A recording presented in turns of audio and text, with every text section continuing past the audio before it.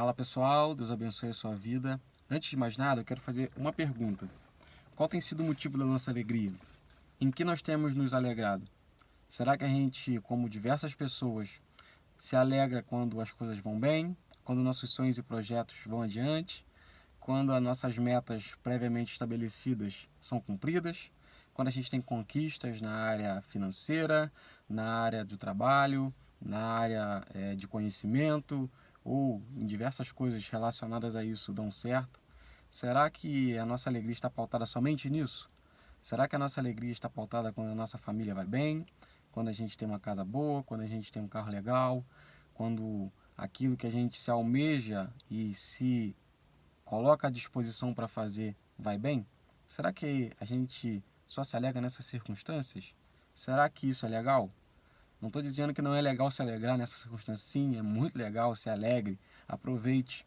Mas será que somente nessas circunstâncias é a melhor fase ou a melhor forma de se alegrar? Eu quero te dizer que existe uma alegria que não depende de coisas terrenas e passageiras como essa, que se por acaso derem errado podem trazer frustrações e tristezas. E até mesmo na situação que a gente está vivendo, quando as coisas fogem do nosso controle, fogem das circunstâncias que a gente gostaria que estivessem acontecendo, quando nossos sonhos e projetos e metas ficam à mercê de diversas circunstâncias que não dependem da gente, ainda assim é possível se alegrar. E essa alegria está muito mais perto do que a gente imagina. E para isso, para argumentar sobre esse assunto, eu quero usar um texto bíblico, Salmo de número 4, salmo escrito por Davi, grande rei e grande personagem bíblico.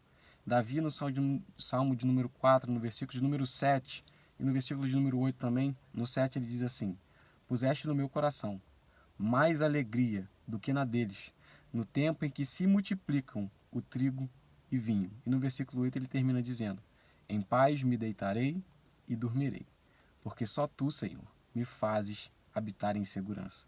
É dentro desse contexto que eu quero te mostrar que existe sim uma alegria que não depende das coisas terrenas e passageiras. Quando Davi ele usa o termo quando se multiplicam o trigo e vinho, ele está usando duas situações, dois alimentos que eram completamente essenciais para aquele contexto de vida, para aquelas pessoas, porque trigo e vinho era essencial na alimentação daquele povo. Todas as refeições daquele povo basicamente eram pautadas em trigo e vinho, um acompanhando o outro, ou o vinho acompanhando o trigo, ou o que era feito através do trigo. E quando se tem multiplicação, quando se tem abundância de trigo e vinho, isso quer dizer que aquele que possui essa abundância, essa grande quantidade de trigo e vinho, ele era um homem, uma pessoa, um cidadão próspero. Isso não somente na área alimentar, porque sabendo que tem a grande abundância de trigo e de vinho, essa pessoa estava com seus celeiros cheios, estava com seus mantimentos garantidos na área alimentar.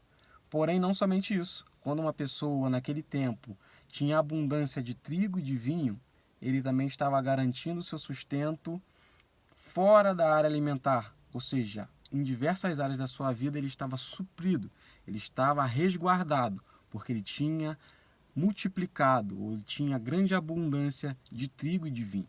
Isso quer dizer o quê? Que quem tinha abundância de trigo e de vinho, ele poderia sim se alegrar nas circunstâncias que estavam ao seu redor.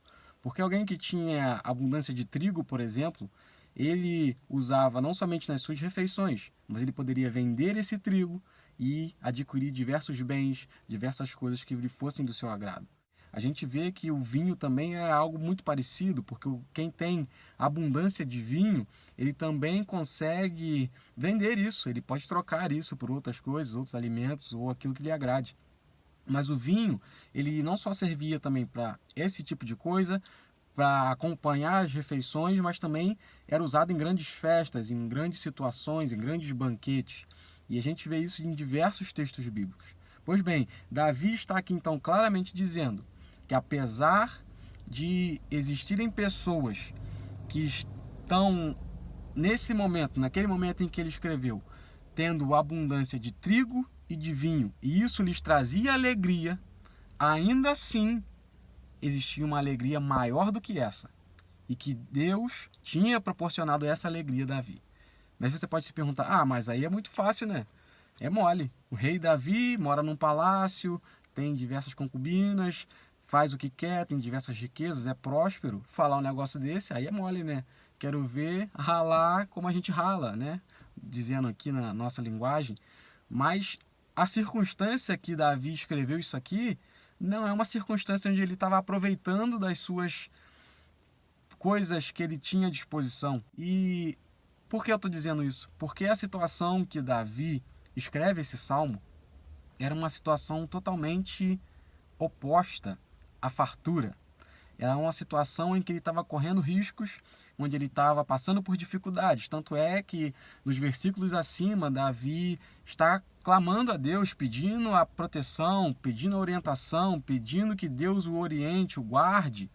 E quando chega nesse salmo, ele fala que apesar dele estar pedindo essa proteção, apesar dele estar clamando por isso, ele tem uma alegria maior do que aqueles que têm abundância de alimento, que têm alegria pelas coisas terrenas. Por que Davi estava falando isso? Porque além de Davi estar passando uma dificuldade, essa dificuldade era uma dificuldade específica e muito pior do que a gente pode imaginar. Porque no momento em que Davi escreve esse salmo, ele está nada mais nada menos fugindo do seu próprio filho. Absalão, que tinha feito uma grande conspiração no reinado para tomar o reino e o poder de Davi, seu pai. E ele consegue engajar diversas pessoas nesse propósito, nessa conspiração. E quando Davi fica sabendo disso, Davi automaticamente ele se dispõe a fugir, temendo sua própria vida e temendo o futuro do reinado. Ou seja, Davi ele sai do seu contexto, do seu palácio, deixa concubinas, deixa as suas riquezas, os seus privilégios ou diversas outras situações que podiam envolver um reinado, um chefe de estado, alguém tão importante para uma nação. Nessa situação, que Davi fugindo de seu próprio filho, sem lugar previamente estabelecido para ir, tendo que passar dificuldade, correndo risco de vida, longe das suas regalias, longe da sua abundância de alimentos, longe da alegria que a abundância e fartura e prosperidade pode proporcionar a um homem.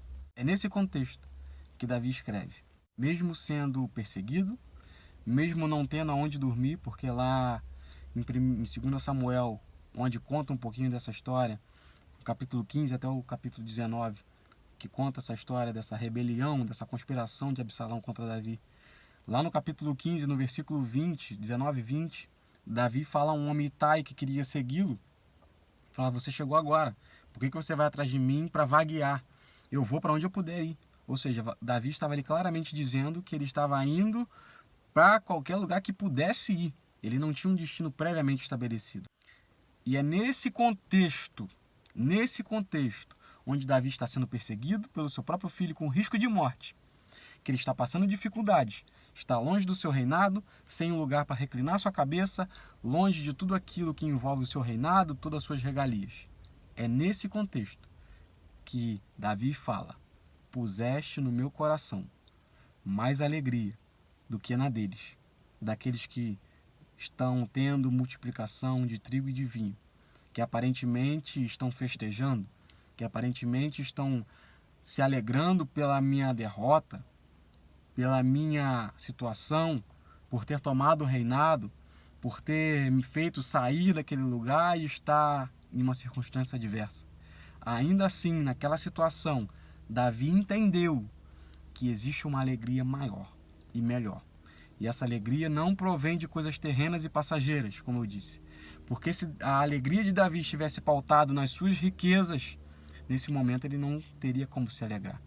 Mas a alegria de Davi estava pautada em Deus, no seu Deus, o Deus Criador, o Deus que estava no controle da vida de Davi. E é nessa circunstância que Davi consegue dizer que a alegria que vem de Deus é muito maior do que a alegria da multiplicação, da prosperidade, das coisas darem certo. Um momento totalmente adverso, totalmente dificultoso, totalmente contrário àquilo que Davi estava acostumado a viver no seu palácio. Foi nessa situação que Davi disse, mais alegria o Senhor colocou no meu coração do que a alegria que eles têm quando se multiplicam as coisas. É isso que eu quero te dizer. Existe uma alegria maior e melhor do que as coisas terrenas, materiais, que as conquistas, que nossos planos e projetos sendo abençoados e dando certo podem nos proporcionar. Existe uma alegria maior. E Davi não para por aí. No versículo 8 ele diz: em paz me deitarei e dormirei, porque só tu, Senhor, me fazes habitar em segurança.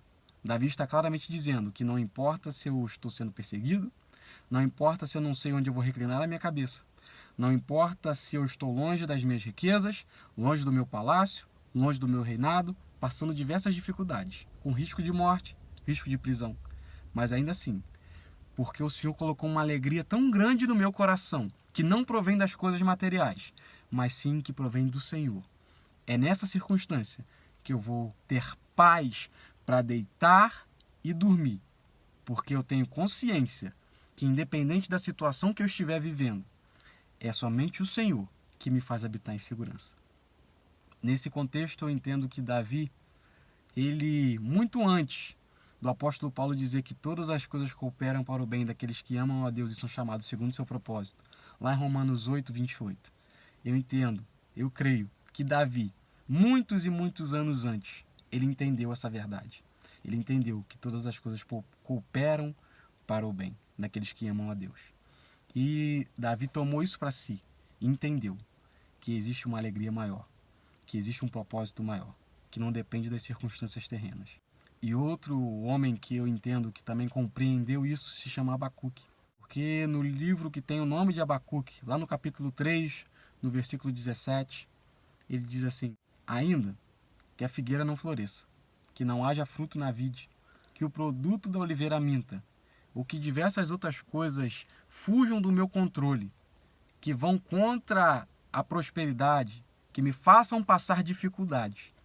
Todavia, eu me alegrarei no Senhor. Creia nisso. Acredite nisso. Se submeta a isso. Se submeta a Cristo. Se submeta ao senhorio do Deus Todo-Poderoso. E você vai poder imaginar. Você vai poder compreender. E, mais do que isso, poder viver essa alegria que Deus proporciona. E o que eu quero desejar para a tua vida e para a tua casa é verdadeiramente isso. Que a alegria que provém de Deus inunde o seu ser. Receba isso em nome de Jesus.